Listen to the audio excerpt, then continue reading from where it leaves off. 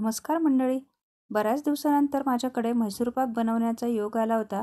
मी अगदी साध्या पद्धतीने आणि थोडं मी ते कमी तुपाचा वापर करून आज म्हैसूर पाक बनवलेला आहे. मी इथे हलवाई स्टाईल अजिबात असा म्हैसूर पाक बनवलेला आहे असं अजिबात म्हणणार नाही. अगदी साध्या सोप्या पद्धतीने घरगुती पद्धतीने आपण इथे म्हैसूर पाक बनवलेला आहे, म्हणून म्हटलं चला तुमच्यासोबत रेसिपी शेअर करावी. त्यासाठी मी इथे 1 कप बेसन घेतलेलं आहे आणि तेवढंच मी इथे तूप घेतलेलं आहे. ॲक्च्युली पूर्ण रेसिपीसाठी इथे मी 1.5 कप तूप घेतलेलं होतं, पण त्यापेक्षा सुद्धा आपल्याला इथे कमी तूप लागलेलं आहे. तर आपण इथे पुढे बघूया. तूप आणि जे आहे अर्धा कप तूप आणि बेसन जे आहे 1 कप बेसन, हे सुरुवातीला मी मिक्स करून घेते आहे. पण हे मिक्सचर जे आहे थोडं इथे घट्ट झालेलं आहे. त्यात मी अजून थोडं तूप टाकून घेते आहे. सध्या आता कपामध्ये अर्धा कप तूप आहे, त्यात मी परत इथे तूप टाकून घेते आहे. म्हणजे आपलं हे टोटल आता 1.5 कप तूप झालेलं आहे. सुरुवातीला अर्धा कप टाकलेला आणि आता हे पूर्ण 1 कप. अजून मी यात थोडं तूप टाकून घेते आहे. थोडं मला याला बेसनाला सैलसर करायचं असल्यामुळे तर हे छान असं मिक्स करून घेऊया आपण. बऱ्याच वेळी काय होतं की म्हैसूर पाक जो आहे तो म्हैसूर पाकाला खूप तूप जास्त लागतं, त्यामुळे सुद्धा कमी बनवला जातो. पण आजची जी ही रेसिपी आहे मी ही अगदी कमी तुपामध्ये केलेली आहे. त्यासाठी आता मी इथे एक कढई ठेवलेली आहे. कढईमध्ये जेवढं बेसन घेतलं होतं तेवढीच साखर घेतलेली आहे. फक्त वजनी प्रमाणामध्ये साखर ही थोडी जास्त भरते, तर ती 230 ग्रॅम इथे भरलेली आहे. साखरेला थोडं वजन असल्यामुळे ती वजनात जास्त भरते. पण जेवढं बेसन तेवढीच साखर घेतलेली आहे आणि साखरेच्या अर्धा कप मी इथे पाणी टाकलेलं आहे. 1 कप साखरेला अर्धा कप पाणी असं हे प्रमाण आहे. तर आपल्याला इथे फारशी चाचणी कोणती होऊ द्यायची नाही आहे. अगदी याचा बोटाला जसं तेल लावल्यावर जसा आपला चिकटपणा येतो तेवढाच आपल्याला इथे स्टिकी असा हा पाक करून घ्यायचा आहे.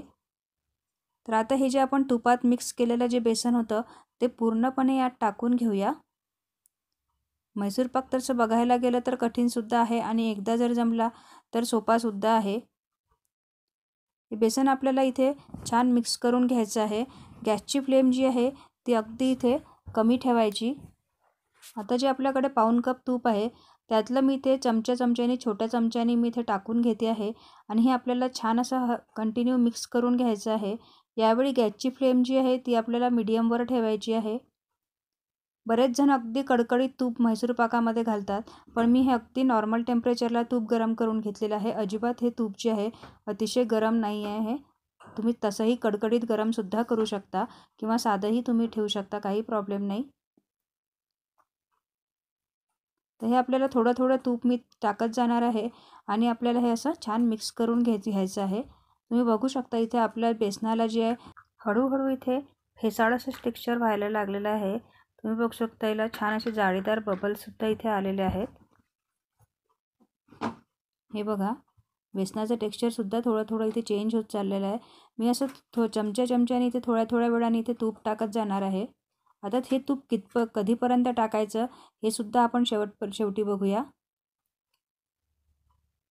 बेसन जे आहे हे आता छान शिजायला सुरुवात झालेली आहे आणि जवळपास ऑलमोस्ट हे जे सगळं जे बेसन आहे हे छान असं फुलल्यासारखं दिसतं आहे.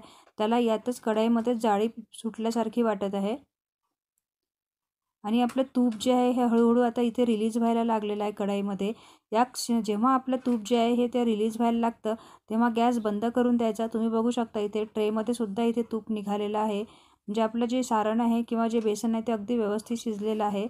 हे मी एका मोल्डमध्ये टाकून घेतलेलं आहे आणि अगदी हलक्या हाताने आपल्याला हे पसरवून घ्यायचं आहे. यावर अजिबातही तुम्ही असं खूप त्याला दाबून इथे सेट करायला ठेवायचं नाही आहे. आणि बघू शकता तुम्ही इथे 1/4 कप तूप जे आहे ते अजूनही शिल्लक आहे. म्हणजे टोटल रेसिपीला जे आहे ते आपल्या फक्त 1च कप तूप लागलेलं आहे. तुम्ही हवं तर अर्धं तेल अर्धं तूपसुद्धा करू शकता, काहीही हरकत नाही. छान असा आपला म्हैसूर पाक तयार होतो.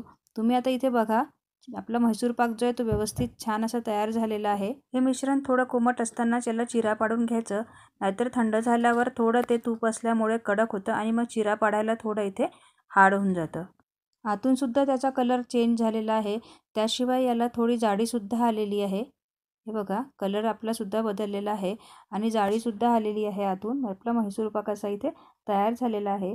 तुम्हाला ही म्हैसूर पाकची रेसिपी कशी वाटली हे मला कमेंट करून सांगायला विसरू नका. आवडल्यास तुम्ही जास्तीत जास्त लोकांपर्यंत शेअर करा, तुम्हीसुद्धा करून बघा आणि मला एक फोटो पाठवायलासुद्धा विसरू नका. तर बऱ्याच जणांचं असं म्हणणं असतं की 1 कप बेसनामध्ये 1 किलो म्हैसूर पाक बनतो, असं मी बऱ्याच वेळा ऐकलं होतं. म्हटलं चला आपण सुद्धा इथे थोडं याचं वेट करून बघूया. पण इथे 1 कप बेसनामध्ये माझा अर्धा किलो म्हणजे जवळपास 606 ग्रॅम भरलं, म्हणजे अर्धा किलो आपला इथे 1 कप बेसनामध्ये अर्धा किलो म्हैसूर पाक हा आरामात तयार होतो. व्हिडिओ आवडल्यास व्हिडिओला लाईक करा, चॅनलला सबस्क्राईब करा आणि भेटूया माझ्या पुढच्या व्हिडिओमध्ये एका नवीन रेसिपीसोबत. तोपर्यंत बाय बाय.